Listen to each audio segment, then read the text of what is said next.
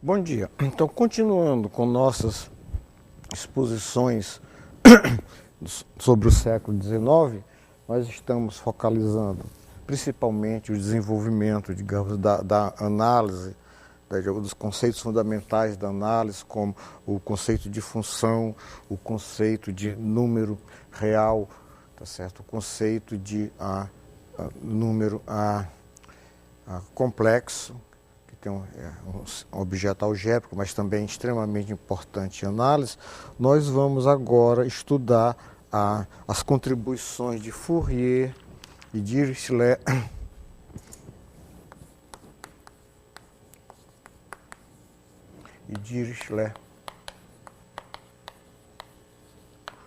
para a evolução e clarificação do conceito de função. Da última vez nós já falamos de vários matemáticos anteriores ou contemporâneos, um dos dois, que já tinham se detido sobre o conceito de função. Tá? Um exemplo marcante disso é Cauchy. Nós já citamos aqui na preleção, no encontro anterior, a definição de Cauchy para o que é uma função, tá certo? E hoje nós vamos nos deter sobre a contribuição específica de Dirichlet e de Fourier para no estudo das funções.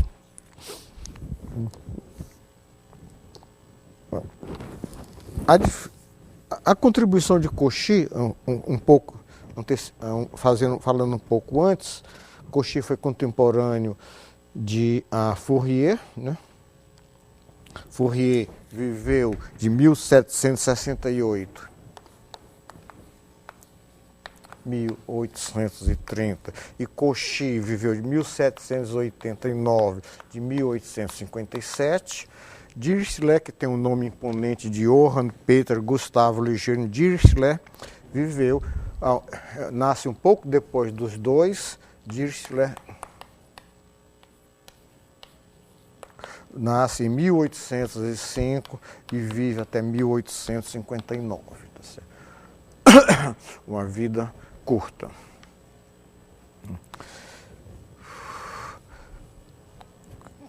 Vocês já sabem que uma das causas importantes, além de fatores internos, a própria matemática, para, digamos, a necessidade de tornar rigorosos, especificar claramente os conceitos fundamentais da análise, né? Essa é uma preocupação que percorreu todo o século XX, o conceito de função, o conceito de número. O que é um número? Um número natural, um número inteiro, um número real, um número complexo, o conceito de limite de uma sucessão, limite de uma série, limite de uma função, tá? O conceito de derivada, o conceito de integral.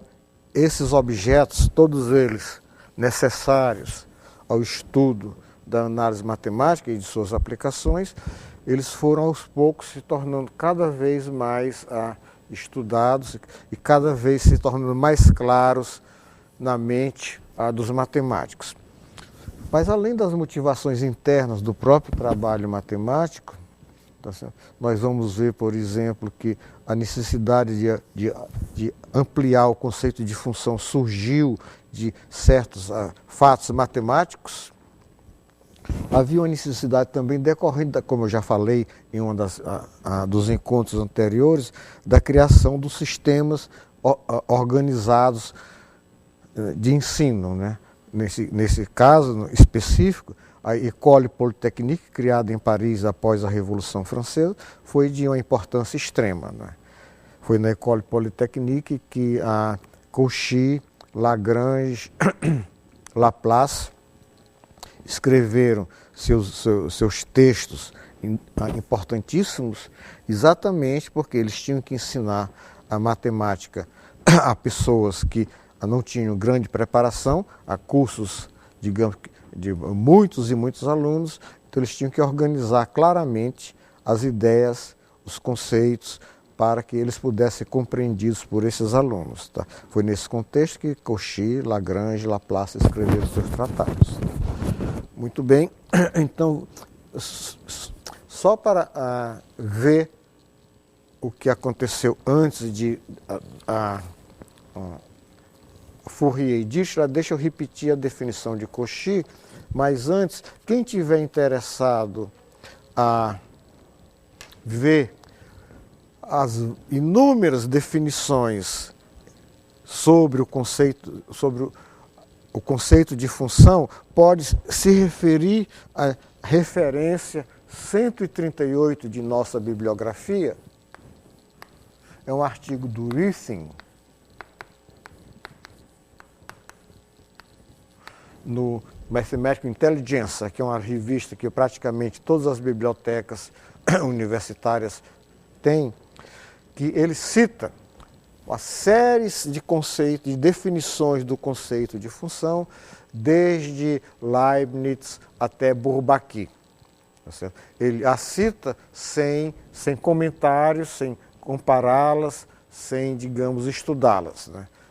Um estudo cuidadoso desse conceito, eu já citei as duas referências básicas para isso. Um é o artigo do Yuskevich, que está aí na bibliografia, e o outro é o artigo do Monod, que também está aí na bibliografia. Mas quem quiser uma referência rápida sobre como vários e vários matemáticos, passando por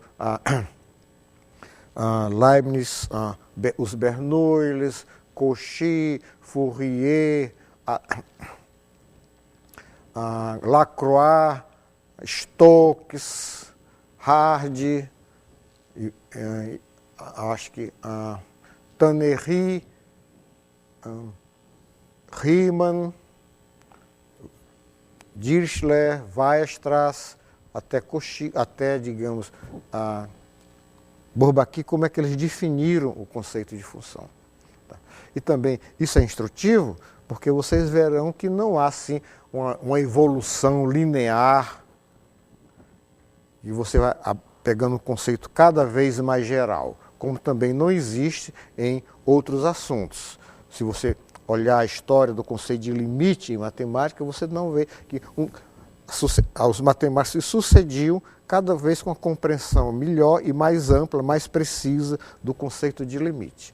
Se vocês estudarem as definições de função que o Rithing apresenta, vocês vão observar o mesmo fenômeno, a mesma coisa. Tá? Como eu já disse em uma das exposições anteriores, isso é um tópico muito interessante para um trabalho de fim de curso. Tá?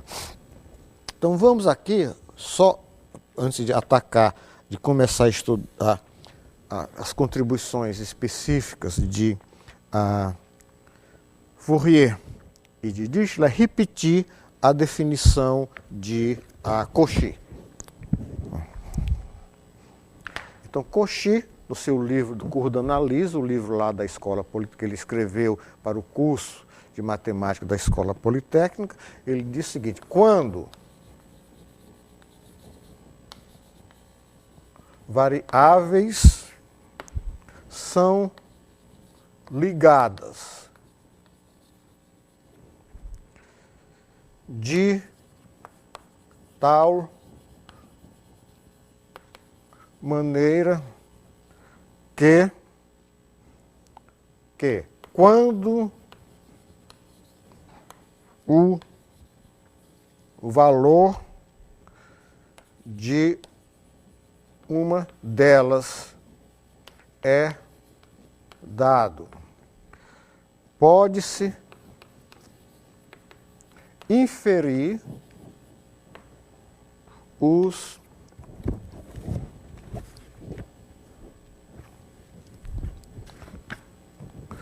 valores das outras, concebemos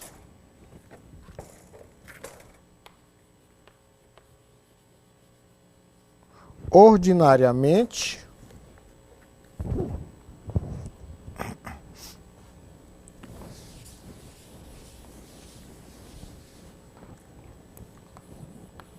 ordinariamente estas várias quantidades como expressas por meio de uma delas que recebe, portanto, o nome de variável independente e as outras quantidades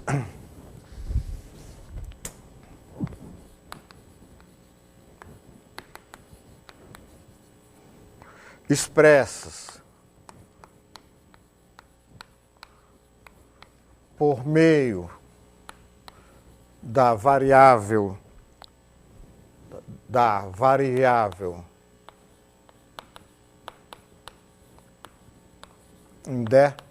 independente são as que chamamos de funções desta variável. Então, eu chamo a atenção aqui, a noção de relação de dependência de variáveis. Tá certo? Quando o valor de uma delas é dado, pode-se inferir os valores das outras. Tá? Observe também que ele fala aqui de variáveis, já tinha definido o que é variável, e você vê aqui a palavra quantidade, né? Que a palavra quantidade está estritamente ligada com grandeza, tá certo? Que era o objeto de estudo dos matemáticos desde os tempos dos gregos. Só aos poucos, ao longo do século XIX, se efetua uma mudança também fundamental em que você para de falar de grandezas, de quantidades e começa a falar de números, tá certo?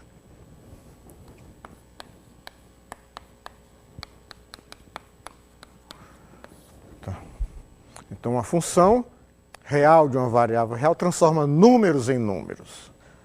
Ela não transforma quantidades e grandezas em quantidades e grandeza, em quantidades ou grandeza. Ela transforma números em números.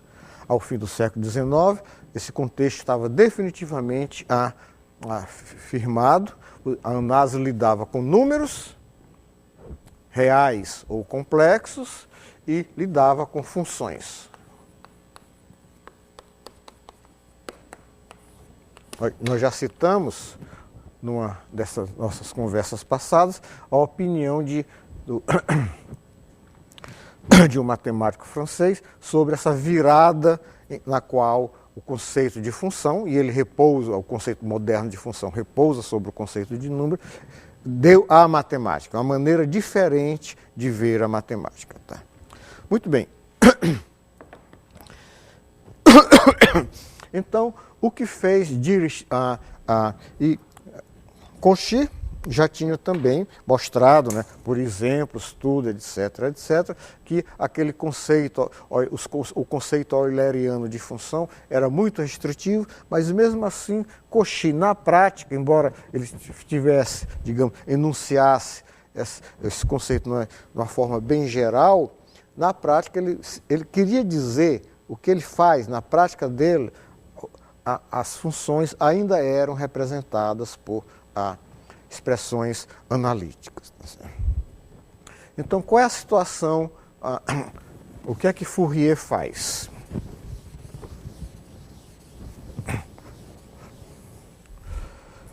Fourier,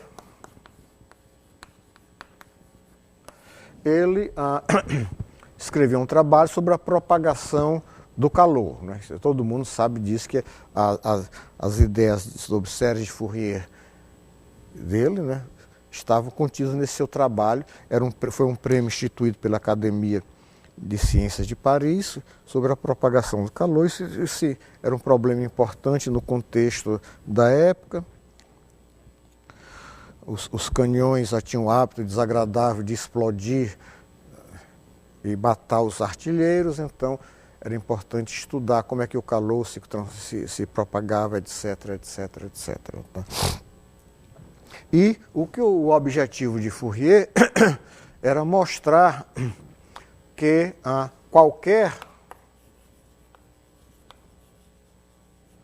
esse qualquer levou muito tempo de estudo, isso foi preocupação de Cantor, etc, etc, e outros matemáticos, para se definir exatamente o que é o qualquer função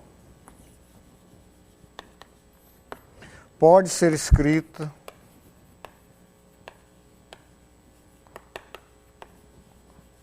como uma soma de senos e cossenos. É o que nós chamamos hoje de série de Fourier, tá certo? Que é o estudo da série de Fourier e suas generalizações. A análise harmônica é um tópico importantíssimo de análise moderna, tá certo?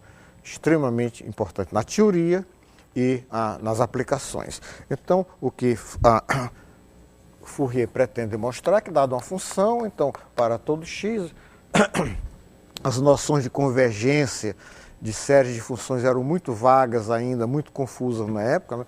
A noção de convergência uniforme é uma noção bem recente, então elas podem se escrever como A0 sobre 2 mais somatório de n igual a 1 a infinito de AN cosseno de nx mais Bn seno de nx. Uma série infinita, tá certo? Então esses coeficientes, As, Is e Bi, são dados pela seguinte maneira: A0 é 1 sobre π, integral de menos π a π de f de x. AN é 1 sobre π, integral de menos π a π de f de x, cosseno de nx dx, e Bn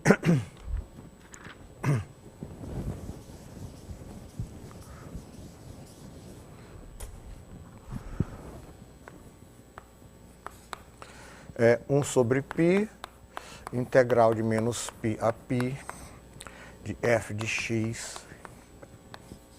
seno de nx dx. Tá certo? Então, ele desejava mostrar isso. Os historiadores relatam que o trabalho de Fourier era extremamente confuso, ideias muito pouco precisas. Os examinadores da Academia de Ciências reconheceram, digamos, a originalidade e o valor do trabalho, mas que, essencialmente, ele era muito pouco claro. Os conceitos, a maneira de expô-los, tudo. Isso aqui é uma transcrição, é uma leitura moderna do que Fourier queria fazer.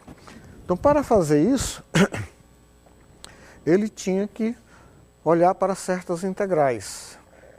Essas integrais definidas em um certo intervalo, que correspondem a cálculo de áreas, tá certo? Então ele foi levado a estudar quando é que uma função é integrável, tá certo? E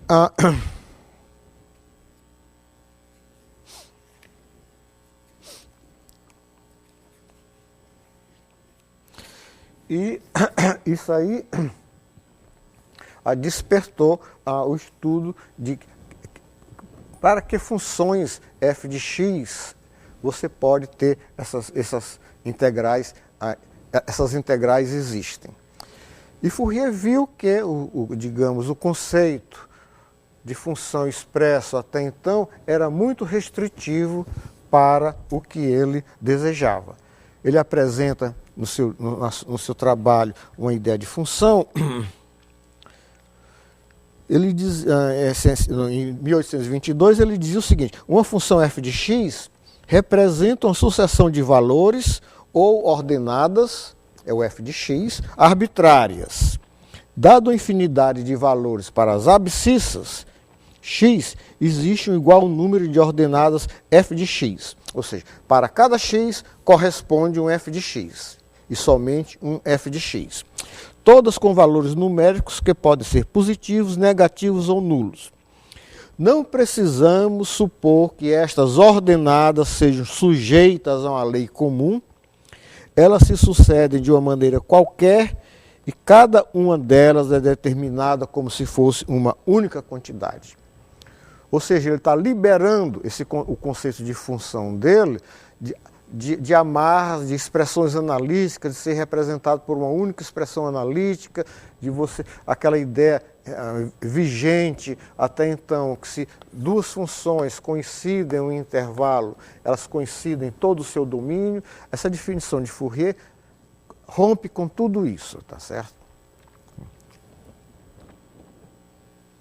Não precisamos supor que estas ordenadas sejam sujeitas a uma lei comum, elas se sucedem de uma maneira qualquer. Tá certo?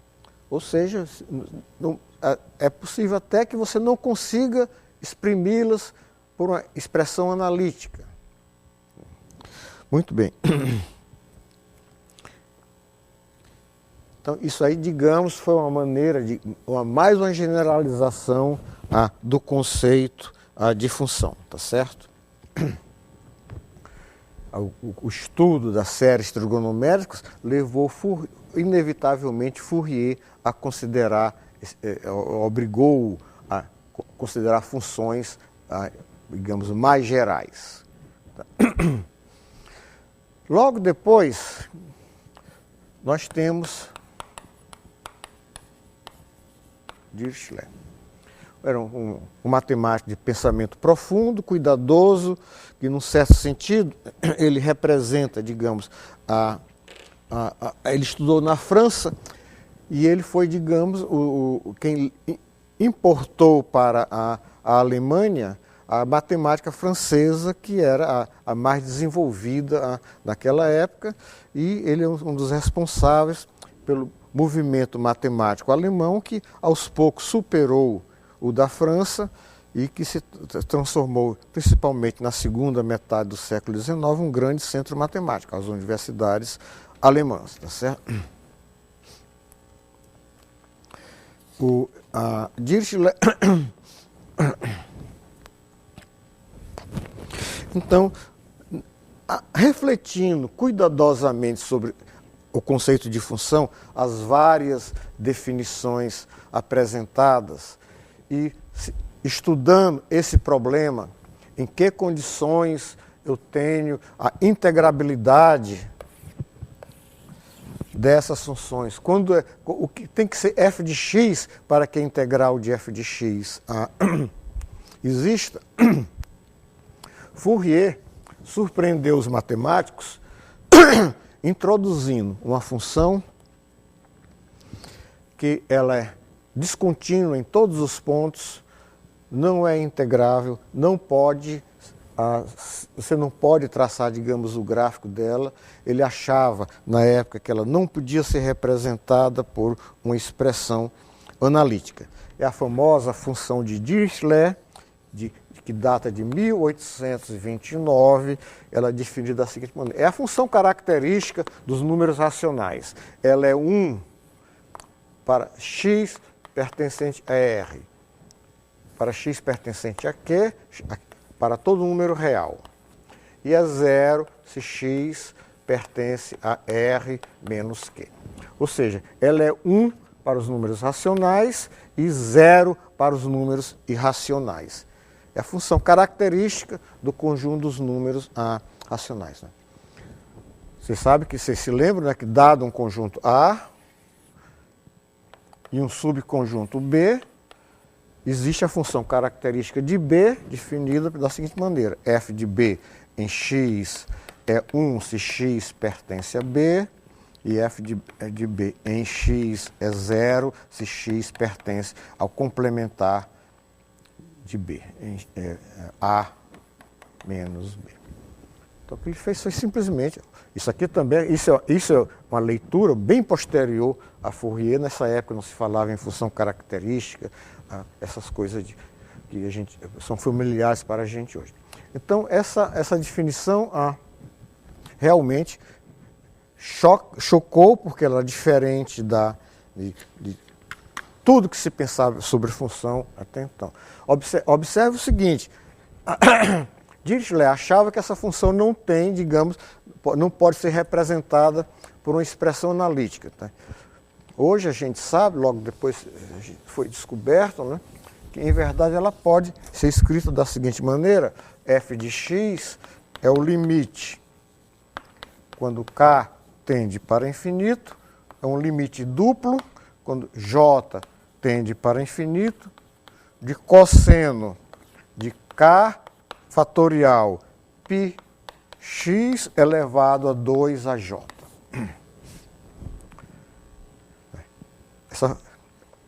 Esse duplo limite dá exatamente o valor de f de x. Tá? Então isso aí, digamos, mostrou aos matemáticos que realmente era necessário, que era impossível continuar convivendo com aquela definição bem restritiva do conceito de função. Era uma expressão analítica, como Euler dizia, se as funções contínuas e descontínuas, as funções descontínuas eram aquelas que eram representadas por expressões analíticas em partes diferentes do seu domínio. Isso aí já Cauchy e outros matemáticos já tinham dado exemplos que essa distinção é insustentável. Então, esse exemplo dado por Dirichlet mostrou que o conceito de função pode ser bem mais geral do que admitido até ontem. Tá? Então, observe o seguinte, que isso aí surgiu, não foi assim, digamos, uma abstração gratuita, um matemático devaniano, surgiu das preocupações dele ao estudar séries de Fourier.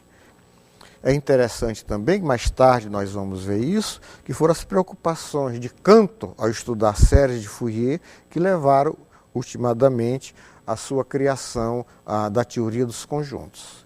Vocês veem que as séries de Fourier levantaram uma série de problemas que os matemáticos tiveram que atacar e resolver para tornar bem fundamentados os conceitos com os quais eles lidavam, tá certo? E então, logo depois, Dirichlet apresenta uma definição do conceito de função. Em 29 ele apresentou esse trabalho, escrito em francês. Logo depois ele foi revisto e foi publicado em alemão. E dessa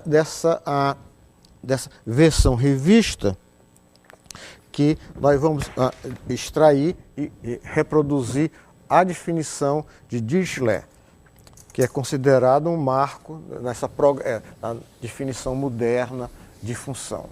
Então, seja A e B números fixos. Olha lá. Dirichlet está falando de números, não está mais falando de quantidades, tá. Seja A e B e X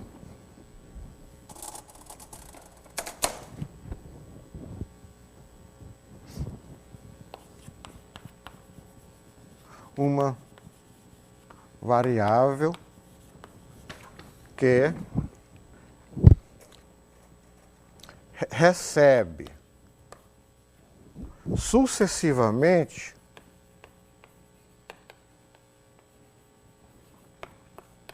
todos os valores entre A e B.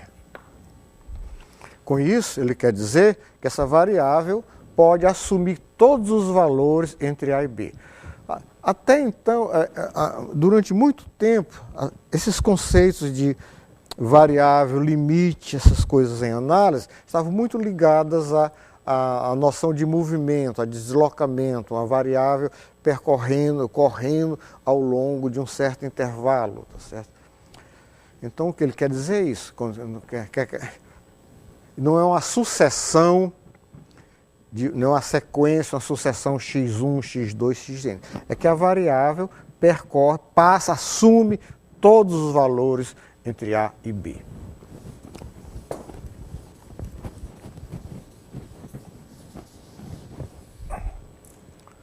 Então ele continua dizendo o seguinte: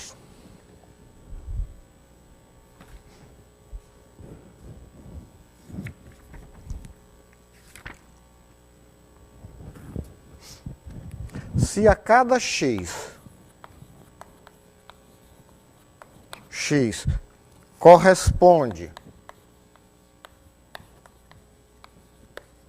um único y finito,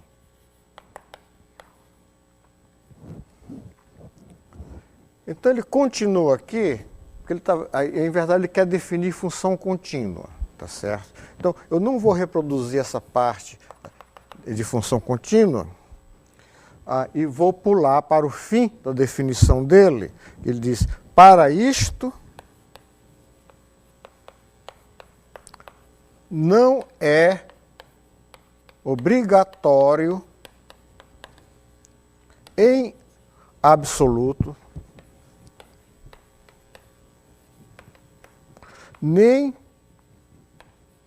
que y dependa de x de acordo com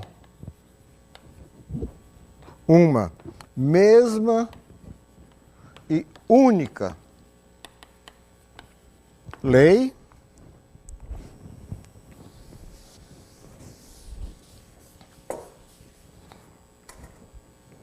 nem mesmo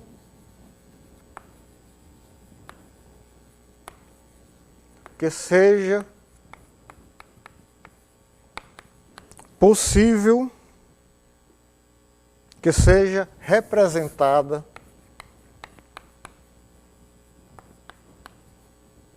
por uma relação expressa por meio de operações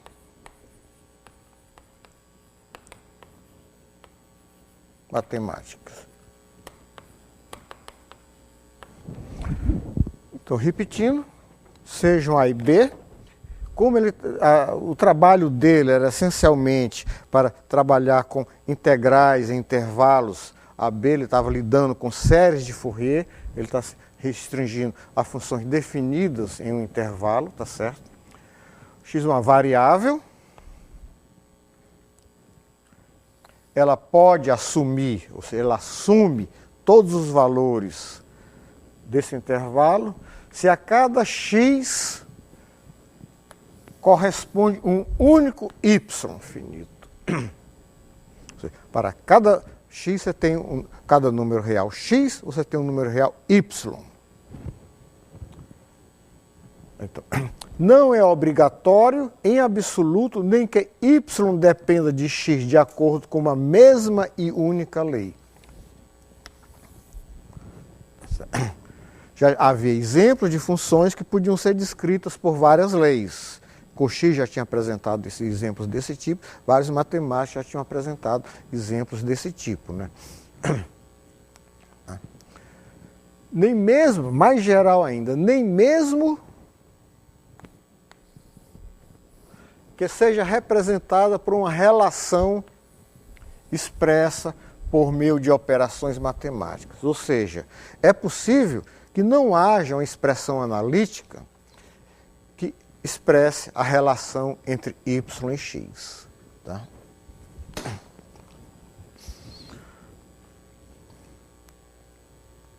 Como parecia ser o exemplo dado da função de Dirichlet, dada por ele mesmo. Quando ele apresentou esse exemplo, ele não se sabia ainda, não se conhecia ainda aquela expressão analítica que eu mostrei, que representa aquela função. Ou seja, o relacionamento entre y e x pode ser totalmente arbitrário. O que é importante é que a cada x corresponda somente um y. Tá? Então isso aí já está bem próximo, bem mais próximo de nossa definição atual de função. Né? A nossa definição atual, como a gente vê, a definição, digamos, de Bourbaki, que foi apresentada, digamos, publicada em 1939, é que você não tem, x e y não são obrigatoriamente números reais, você tem um conjunto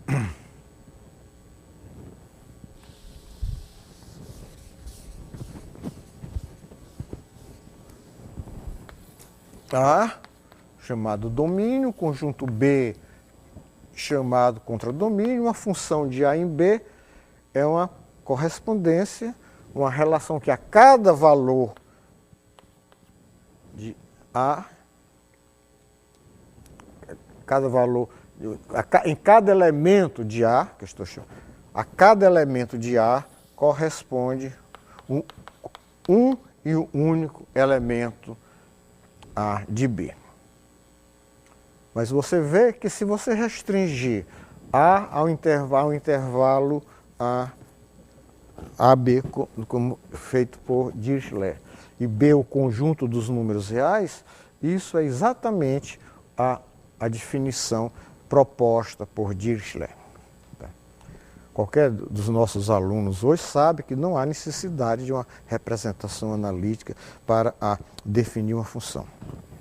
Então vocês veem que há uma definição bem geral, que se aproxima, já é bem mais próxima do que nós entendemos por função hoje em dia. Tá? E isso aí, então,